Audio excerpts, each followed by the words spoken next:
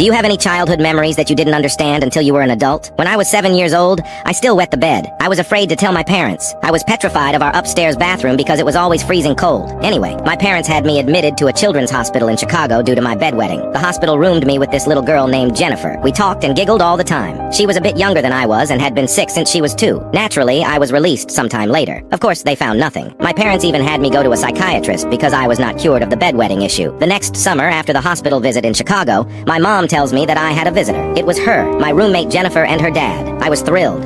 I remember wondering why she had a handkerchief on her head. I showed her all around the farm. The horses, the cows, the farm cats and kittens, the farm machinery. We then played with Barbie dolls the rest of the day until she had to go home. It was so great. Many years later, I asked my mom about that and whatever happened to Jennifer. My mom told me that her dad had called, indicating that no more could be done for her and she wanted to visit me on the farm. Jennifer passed away a few months after her visit. I'm 46, and it still makes me cry.